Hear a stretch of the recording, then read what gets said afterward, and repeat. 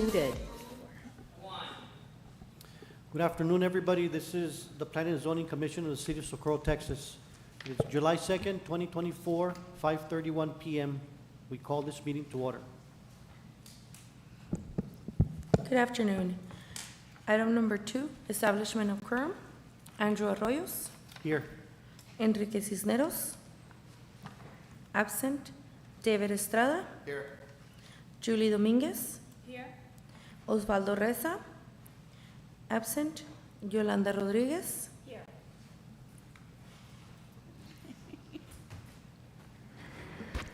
Enrique Cisneros. Here. We have a quorum with 5 commissioners present. Item number 3, notice to the public open forum. Victor, do we have anyone that would like to speak?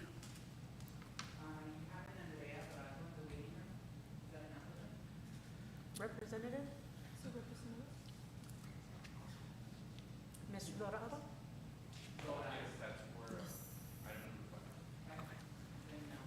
Thank you. Item number 4, consent agenda. Do I have a motion? I make a motion.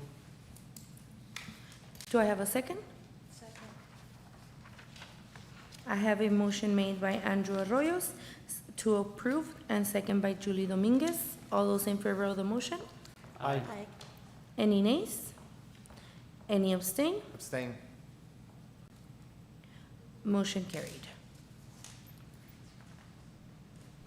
Item number 5, consider and take action on the approval of a proposed preliminary and final plan and a waiver request for the soils analysis report requirements for the Mayo Summit subdivision being track 5D, Block 27, Socorro Grant, Socorro, Texas. Mr. Botello? Good evening, Mr. Chair and Commissioners. Jose Botello, planner with the City of Socorro. Item number 5 on the agenda is the Mayo Summit subdivision. This is for the preliminary and final plat and a waiver request.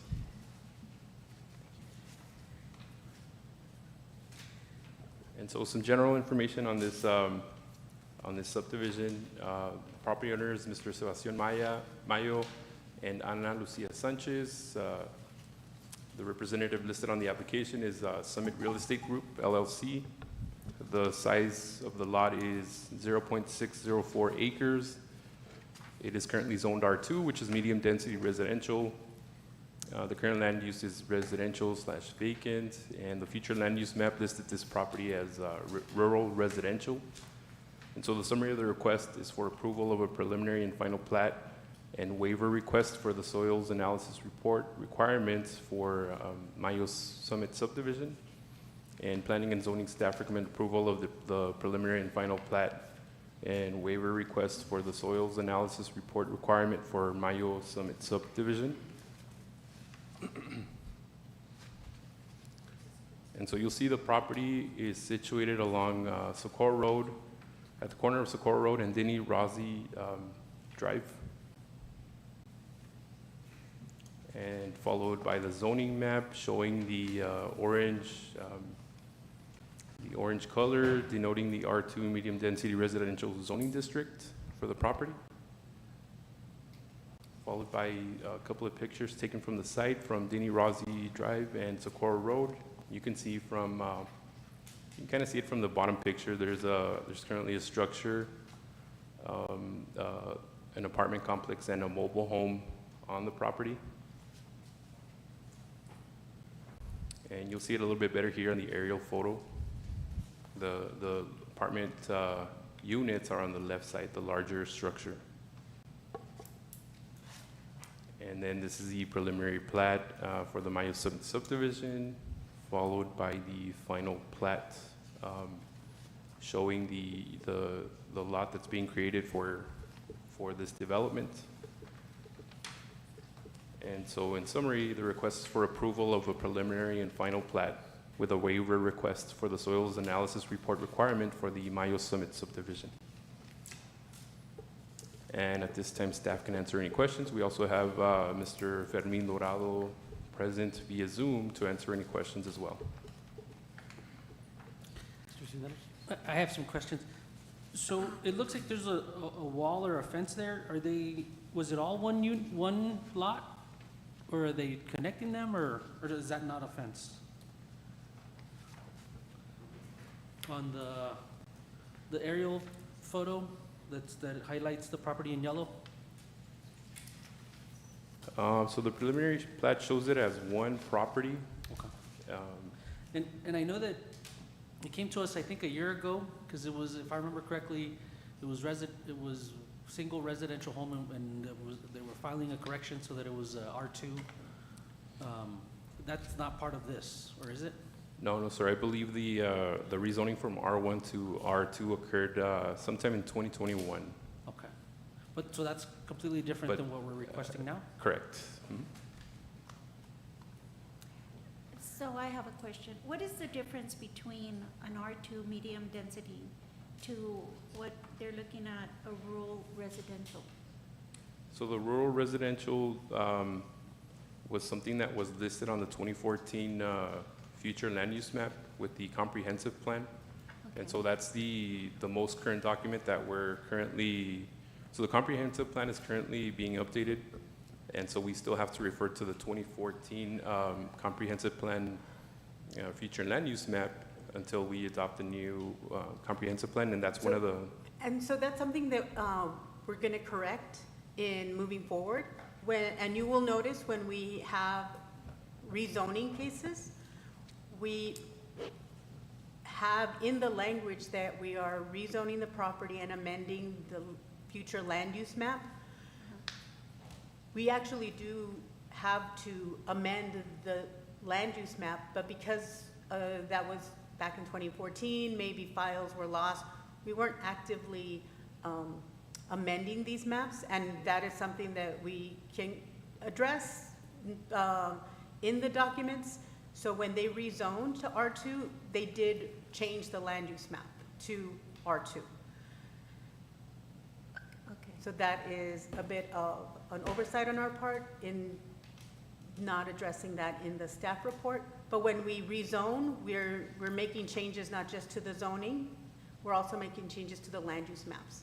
And with this new update, we will have that information available and be able to keep those maps up to date and provide those maps along with our staff reports. But for now, the request is for the plating. They already went through the process of rezoning. Okay. They did rezone to R2. I believe the plan is for apartments. They are going to be eliminating the mobile home and the structure that is there to build this new apartment complex. Okay. I But just, rural, but to answer this, the basic question, rural estate is the larger lots that might have some agricultural attached to it. I believe the minimum is an acre, and still just one single family unit allowed on that, in that zoning district. okay, thank you. My next question is, so usually when we have a final plat, we'll have drawings of what the new apartment complex would look like? that's typically a requirement for rezoning, so we can see if what they're trying to do with the property or development is feasible. Mhm. So for subdivision applications, we don't require, they're not required to present a site plan. Was there any, when we changed from R1 to R2, were there any caveats recorded when that change happened in 2021? I don't believe there were any conditions for the approval for the rezoning. Okay. Usually, it's my understanding that the soil test is required when there's new construction, because we don't want the building to be constructed on land that can sink, for a better word, or Land improvement or whatever. correct. The other question is, because it's R2, they can build up to what, if I remember correctly, like 17 units, 16 units? 15 units per acre. 15 units per acre, okay. So in this case, it'd be 7 or 6 units on this acre, or half, since it's 0.6 acres, whatever that math translates to, right? Correct. Okay. So I think it's, you want to tear it down, build something new, perfect. It's on a major it's on a major thoroughfare. The only thing is because it is gonna be a new construction, I'm hesitant to approve the soil, the waiver request. They will have to have that, soils reports for construction, correct, or not? If you decide to not approve their request for the waiver, they would have to supply the soils analysis report, correct? Can you say that again? Yeah, so the applicant is requesting a waiver to proceed with the plats without having to submit the soils analysis report. Yeah. And so if you approve the waiver, right, they wouldn't be required to present the report. But if you deny their request for this waiver, then they would have to submit as a condition for the plats, the soils analysis report. Why would staff recommend approval with the waiver of the soils report? So the El Paso Central Appraisal District lists that this current apartment complex, or the units, were built in 1984. And so we look at that. The building has stood since 84. 40 years later, it's still there. And it's kind of I guess like a signal that the soil, there's no problems with the soil. It's a residential development. If this was to be for a commercial development, then you have other factors to consider. The occupancy, the amount of customers, you're putting customers in at liability. But because this is a residential development, what they're trying to do is just build additional residential units. We look at that, and the current apartments there are a testament that the adequacy of the soil is, acceptable. And to elaborate on that makes sense to me. If we had a final map or a final drawing that the building was gonna be on the south side of the property, which obviously it's with the soil is held, I don't know how much different the soil would be 100 feet north of that. Is there ever an example where, like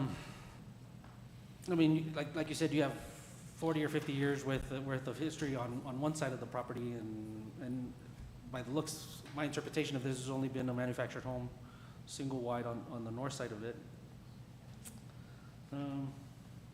Yeah, I don't have an issue with the approval, because it is we're tearing it down and building something new. And we don't have a final plat of where the buildings are gonna go. That's my hesitation. So we can approve it, but them having to take out a soils report, right? It doesn't mean we have to deny it if we don't. Yeah, that portion is at your discretion to provide a recommendation.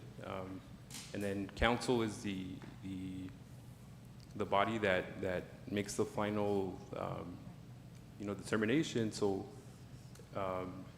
your approval or denial would be a recommendation that would be taken to city council for the waiver, for the approval to waive the soils analysis report, or to deny the waiver.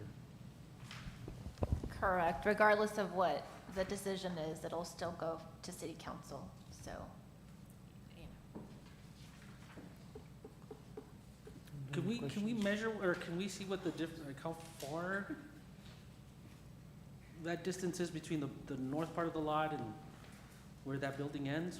What would you say that is? About 300 feet, 400 feet? I would say between 120 to 150 feet. I mean, if the builder wants, usually when it's an existing structure, we don't have, I don't think this body has had an issue with soil waivers or on-site ponding when historic, when the building's been there for 40 years and nothing's ever happened to it. It's usually when it's a new construction that, hey, that's when when we don't approve a waiver. Again, because it's such a minimal amount, I mean, the owner takes on that risk, and it's a commercial venture, so if they want to do that, then that's fine. Either way, Did the owner, I didn't catch this part, is the owner leaving the existing apartment complex, or is he tearing it down? Yes, the current apartment units are going to be left undisturbed, and the Building behind it? the addition is going to be to the north, where more or less where the mobile home stands. I don't know if I can go back.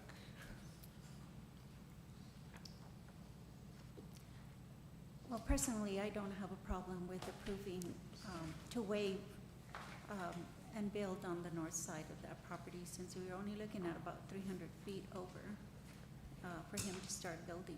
And I think the liability falls on the builder himself if it starts to sink. Yeah, well, the owner will ultimately carry that liability. The other thing too is there's another house, you know, That's right, just on the north of other there, side. and, you know, I'm sure that, we haven't heard anything about that. Yeah, I don't have an issue either way. Nobody has any other questions? Good practices to have a soil. Right. What, You just never know. I mean, a lot of these houses have been out there forever, and they don't, does anybody know what the cost of one of those would be? $750. $1,000. Yeah. Just depends. Right? Depending on how many bores, How many sometimes they do separate bores or whatnot, but they can, on a property like this, they probably want to do maybe one bore, 2 bores max. So, again, and I agree with David, it's good practice, but, again, you have 2 houses that have been there for many years, and it will fall on him or not, but, again, it's good practice that they do it, so. A little bit a different question. As far as like the replat or anything having to do with the replat, or this doesn't have to go before the Historical Landmark Commission, correct? This This does. one- The construction, The construction only, but not the replat or rezoning or anything like that, that is correct. just construction only. Would this So also be, sorry, would this also, So this should go back to, before any construction is, or like submitted for permitting or anything, it does go before the Historic Landmark Commission. Yes, sir, correct. no questions? Well, Is the homeowner requesting the waiver? Is the applicant requesting the waiver? Yes.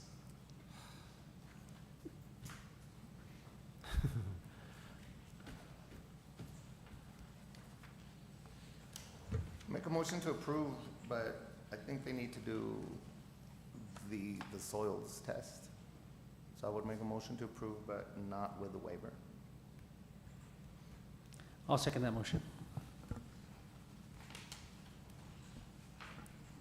I have a motion made by David Estrada to approve the preliminary and final plat only, and second by Enrique Cisneros. All those in favor of the motion?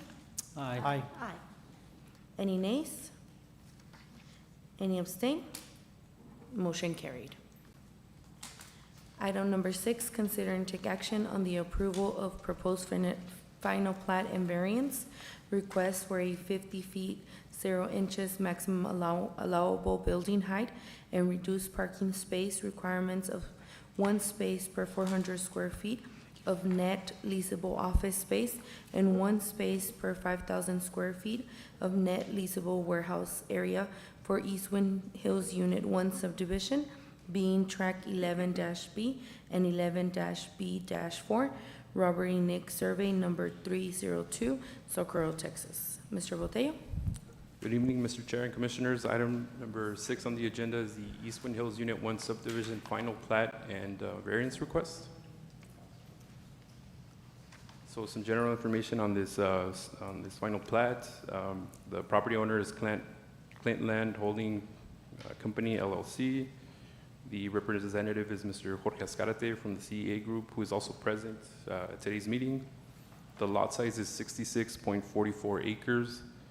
This property is zoned ICMUD. The current land use is vacant, and this portion of the future land use map listed the property as single-family residential, medium-density residential, and future development reserve. And so the summary of the request is for approval of a final plat and variance request, for a 50-foot maximum allowable building height and reduced parking space requirements of 1 space per 400 square feet of net leasable office space and 1 space per 5,000 square feet of net leasable warehouse area for East Wind Hills Unit 1 subdivision. And Planning and Zoning staff recommends approval of the final plat and variance requests for a 50-foot maximum allowable building height and reduced parking space requirements of 1 space per 400 square feet of net leasable office space and 1 space per 5,000 square feet of net leasable warehouse area for East Wind Hills Unit 1 subdivision. City Council approved the preliminary plat on September 28, 2023, and you might notice that there's a bit of a difference from the staff report to the information shown on the screen. The condition that was listed was complied with as of today, so the condition was removed as they're currently in compliance with what was required. And so in the next map, you'll see where this property is situated, which is along I-10. This property abuts the city of Socorro's limits. And then you'll see the zoning designation for the property, which is ICMUD. Followed by a couple of pictures taken from the property along Gateway West Boulevard. The property is currently vacant. And then an aerial image showing the property.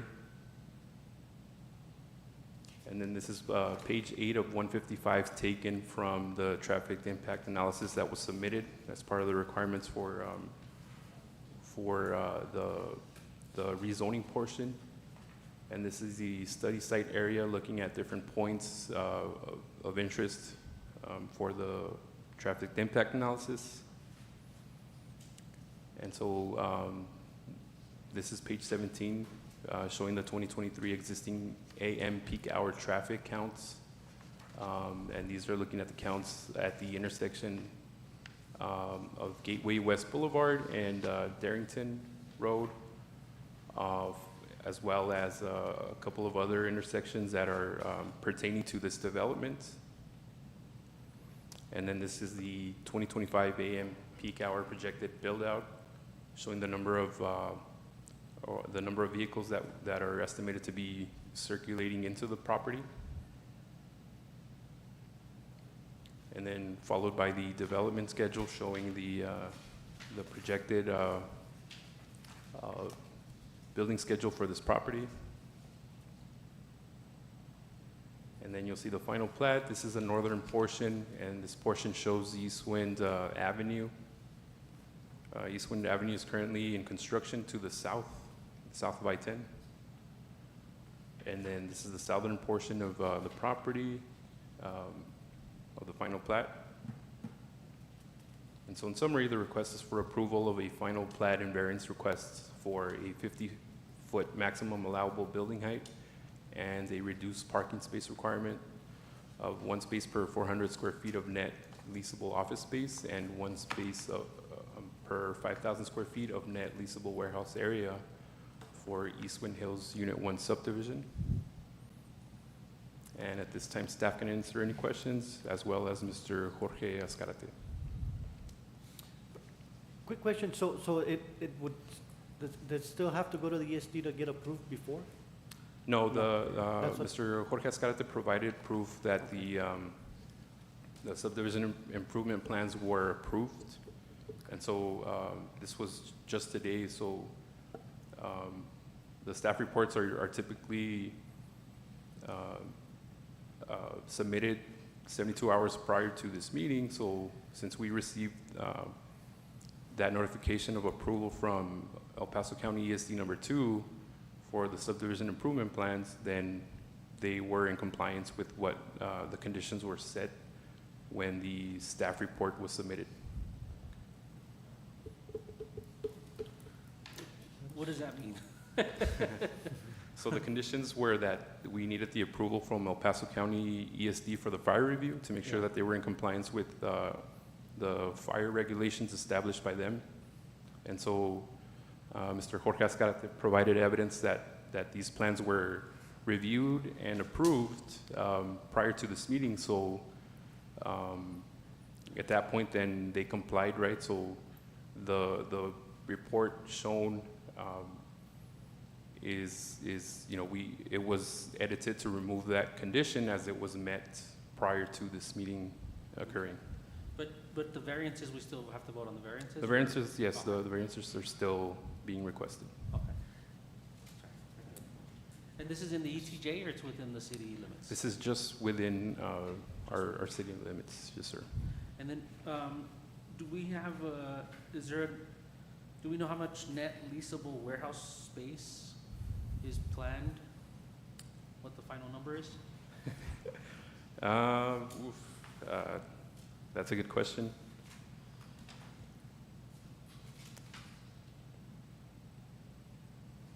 I don't remember exactly, but the parking requirements, yes. The parking requirements that the city of Socorro lists on the off-street parking requirements in chapter 46 would have reduced drastically the warehouse space. So increasing the square footage for the net leasable warehouse area then reduces the amount of parking spaces. So that allows them to build the warehouse to the specs of whoever is leasing the warehouse. So we had done the math for the parking for this one in the past, haven't we, or something It was very similar. similar to it? Something similar? It was wasn't similar this to. exact- Yeah. It wasn't this parcel? It wasn't. No, it was a different one. It was one on, I think, between Nuevo Old Waco Tanks and Horizon. Right. Just abutting on the south side of the freeway. And then one close to Clint, I think. Still Yeah, in this the- one's on the north side of the freeway, right? Right. So it's the same issue as that one on this Right. one regarding the current code or the current ordinance. It drastically reduces the size of the warehouse and, right? Correct, yeah, So that's why the variance. correct. I do have another question. Does the Clint Land Holdings Company LLC own any of the other abutting properties to this?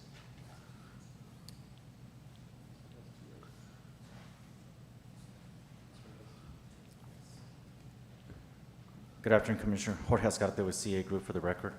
And yes, they do. They owned about another 300 or 600 acres. And I think that was presented before you all, I think approved by council also, like in September of last year. It was the Eastwind Hills Unit 2. Uh-huh. That one does fall in your ETJ. It still comes across this board just because it's in the ETJ as well. So my thoughts are, the height we've approved before, I don't have an issue with the height. The city has parking space requirements, and the last time we kind of voted on something like this, the conversation was, hey, there's not so much production, manufacturing on this side of the border anymore. It's more warehousing, distributing, logistics. And so that was the conversation on the last one that was similar to this. We just voted on something where GECU bought that empty parcel and they're gonna add parking to it. So, I mean, if parking becomes an issue, you know, they've got the tools, they've got the land to develop on that at a future date, and they have to deal with it. So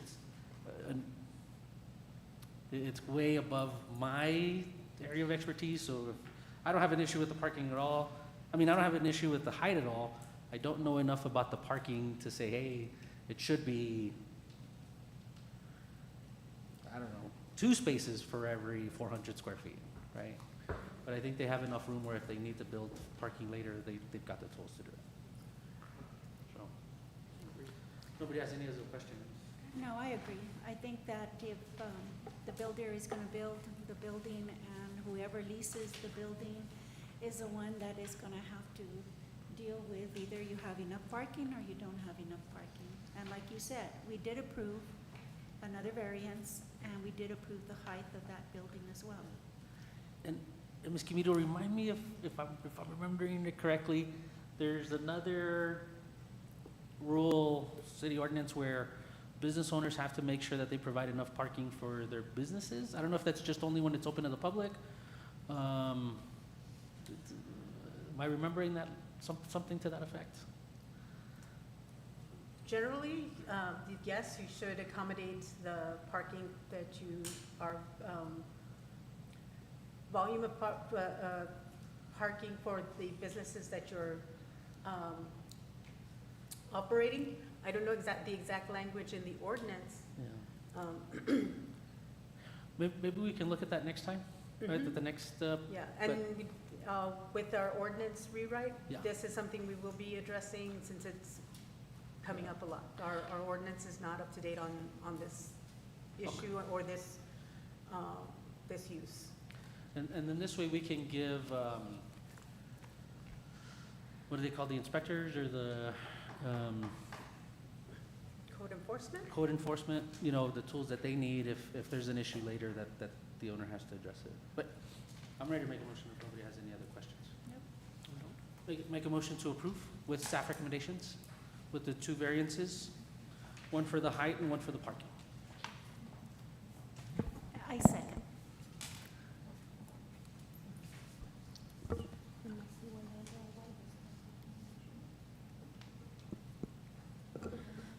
I have a motion made by Enrique Cisneros to approve with staff recommendation on the variance for the parking and for the height of the building.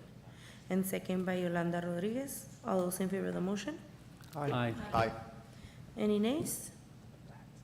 Any abstains? Motion carried. Just to clarify, it was a motion to approve the final plat with the variance, with the staff recommendation for the variance request?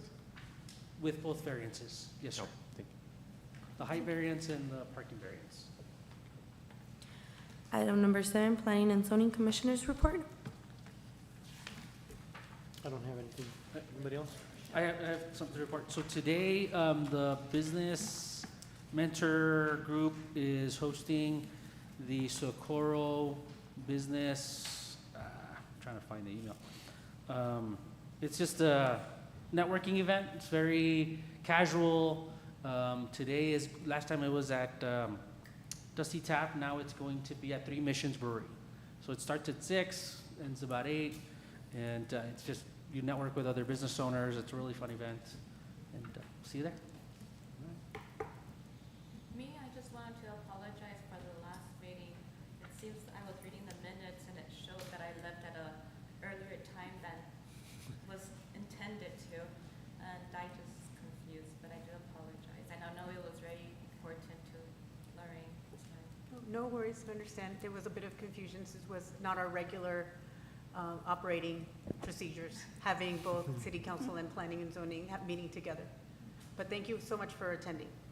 We do appreciate that. Thank you. Item number 8, Planning and Zoning Department Report. Thank you, Marion. I don't have too much to report, just that we're moving forward with our planning and zoning big project of getting the comprehensive plan reviewed by you all and city council for final approval, hopefully in July. We can move forward with that. And then start the code rewrite in August, and hopefully we can get some very good feedback and input from from everyone as we work towards completing that effort as well. Projects that are underway currently, the Rio Vista Bridge improvements and the signalization improvements It looks like everything's fine because you can see that there isn't any more work on the bridge being done, but we are trying to finalize some issues that were, the city and the engineers came across as they were trying to upgrade the signalization part of the project at Rio Vista and Alameda. So we've gotten the next okay to move forward, and hopefully that will be up and open, and we'll all attend a ribbon cutting here in a few weeks. So, Passmore, we're working towards getting that started right away once irrigation season is over and construction season begins. We probably will be able to start before November 1st, since the canal is lined, cement lined. We don't have to wait the additional 2-3 weeks for the canal to dry in order for the workers to go in and begin their final pieces of construction.